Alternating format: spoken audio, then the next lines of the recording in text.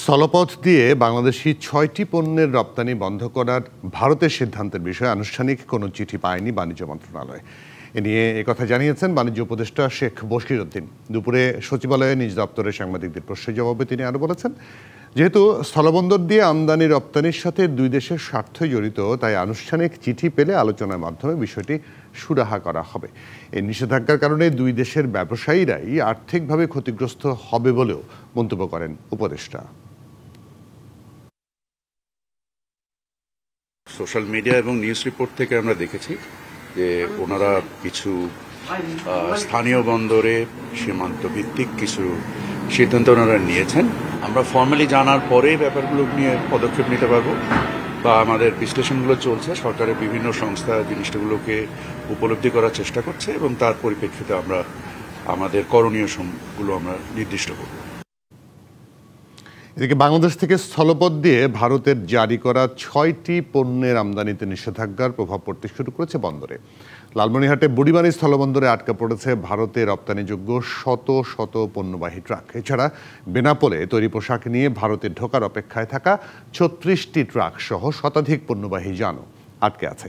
তবে আনুষ্ঠানিক চিঠি না আসায় দেশের অন্য বন্দরগুলোতে এখনও এর প্রভাব পড়েনি।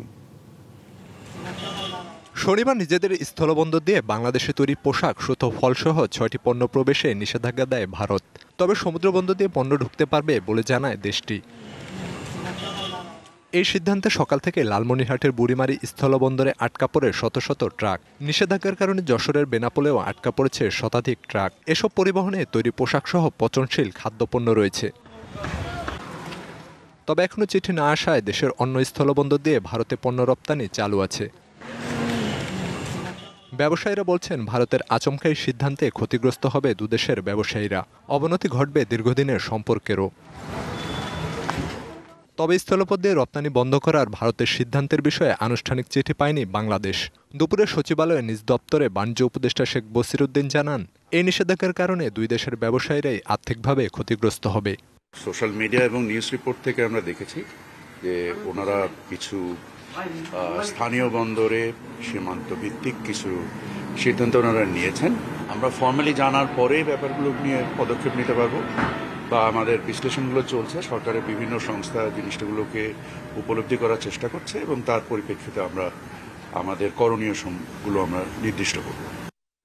ব্যবসায়ীদের স্বার্থ রক্ষার বিষয়টি নিয়ে ভারতের সাথে আলোচনার আশ্বাস দেন তিনি। যে উভয় দেশের ভোক্তা এবং Khalid Hasan, DBC news desk. আমাদের সঙ্গে অতিথি হিসেবে সরাসরি যুক্ত হয়েছেন বিজিএমইএ এর সাবেক পরিচালক শোভন ইসলাম। শোভন ইসলাম, আপনাকে স্বাগত। নিশ্চয়ই আপনি আমাকে শুনতে পাচ্ছেন। একটু আপনার কাছে জানতে চাই, ভারতে আমাদের যে মূলত পোশাক রপ্তানি যেটুকু করা হয়, সেটি পরিমাণটা সম্পর্কে আপনার ধারণা আছে কিনা? তাতে কি পরিমাণ ক্ষতিগ্রস্ত আপনারা হবেন? জি, আমরা অলমোস্ট $1.2 বিলিয়ন পণ্য রপ্তানি করে থাকি ভারতে। শুধুমাত্র পোশাক শিল্পের কথা বলছি আমি এখানে। এবং প্রতি বছর এটি বাড়ছে। গত বছর একটুখানি কমে গিয়েছিল, $850 মিলিয়ন নেমে এসেছিল, কিন্তু আমাদের মোটামুটি রপ্তানি $1 বিলিয়ন একটু উপরে। এই কাজেই পোশাক শিল্পের মোস্টটা রপ্তানি হয় হলো স্থলবন্দর দিয়ে। এর কারণটা হলো, যদি স্থলবন্দরে রপ্তানি হয় তাহলে কিন্তু আমাদের লিড টাইমটা খুব কম লাগে, এবং যেহেতু অনেকগুলো বন্দর আমাদের বিজিএমইর প্রচেষ্টা এবং বাণিজ্য মন্ত্রণালয়ের প্রচেষ্টায় আমরা কিন্তু অনেকগুলো বন্দর দিয়ে এখন রপ্তানি করতে পারি। শুধু আগে বেনাপোল ছিল, এখন অনেকগুলো বন্দর দিয়ে রপ্তানি করতে পারি। কাজেই এই সিদ্ধান্তটি আমাদের পোশাক শিল্পে ডেফিনেটলি একটা বিরূপ প্রভাব ফেলবে। এবং এর একটা কারণ কিন্তু আমি আগের থেকে ব্যাখ্যা করে রাখি। যেটি হয়েছে সেটি হলো যে আমাদের কিন্তু কয়েকদিন আগে আমাদের বাংলাদেশ সরকার তুলা আমদানি বন্ধ করে দেয় স্থলবন্দর দিয়ে। আমি জানি না ঠিক এটারই কোনো রিটেলিটরি এফেক্ট এটা হলো কিনা, এবং হয়ে থাকলে আমাদের সত্যিকার একদিকে তুলা আমদানি বন্ধ হওয়ার কারণে আমাদের একটা প্রচণ্ড আমরা ক্ষতির সম্মুখীন হচ্ছি। কারণ জানেন, দ্য লিড টাইম এখনকার বিজনেসে আমাদের business is very much time bound and speed is the name of the game. কাজে আমাদের যদি তুলা আমদানি সিপোর্ট দিয়ে করতে হয়, সেটা অনেক ম্যাসিভ পরিমাণ করতে হয়, অল্প পরিমাণ করা যায় না। এবং এটাতে আমাদের বিরূপ প্রক্রিয়া অলরেডি পড়তে শুরু করেছে আমাদের নিট সেক্টরে এবং আমাদের টেক্সটাইল সেক্টরে, যেহেতু আমরা ভারত থেকে তুলা আমদানি স্থলপথে করতে পারছি না। অ্যান্ড নাও দিস এক্সপোর্ট আমাদের বন্ধ হয়ে গেল গার্মেন্টস সেক্টরে, which together will have a very big impact. আমাদের একটা বিশাল প্রভাব পড়বে।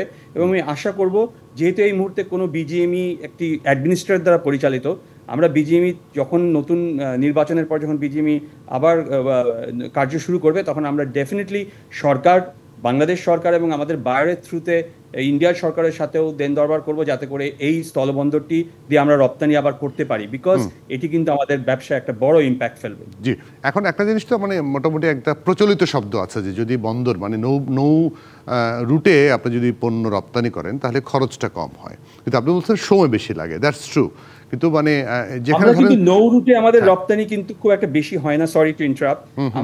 আমাদের কিন্তু এখন সমুদ্র পথে রপ্তানি করতে হবে। নৌপথ চালু আছে শুধু কলকাতায়, কিন্তু সেটি খুব অল্প পরিমাণ এবং not regular, the lead time is high সেটাতে।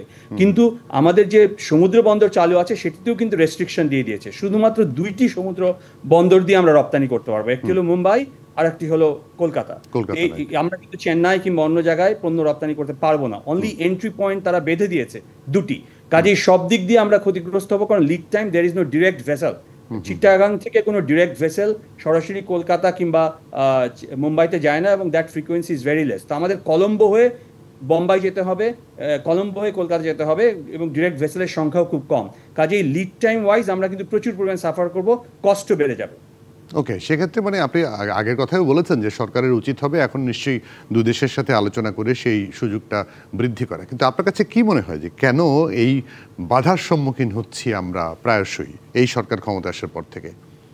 দেখুন, আমি একজন ব্যবসায়ী এবং আমি ট্রেড পলিটিক্সের সাথে, ট্রেড বডির সাথে জড়িত, এবং ট্রেডের স্বার্থে আমি কাজ করি, বিজিএমের স্বার্থে আমি কাজ করি। আমার প্রতিষ্ঠান প্রচুর পরিমাণ পণ্য রপ্তানি করে, আমি 3,000 কোটি টাকার বেশি পণ্য বিদেশে রপ্তানি করি।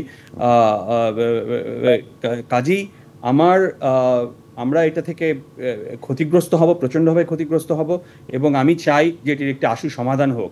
এবং একজন বিজিএমির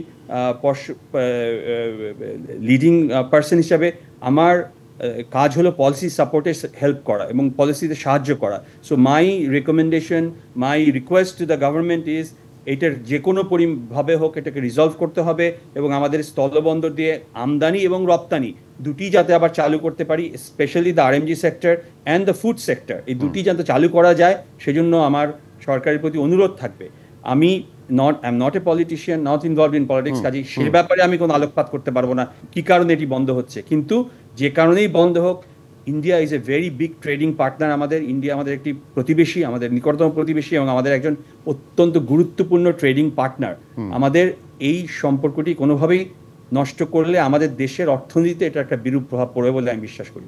একদম পরিষ্কার। শোভন ইসলাম, অনেক ধন্যবাদ, কৃতজ্ঞতা আপনাকে সময় দেওয়ার জন্য আমাদেরকে। ধন্যবাদ আপনাকে।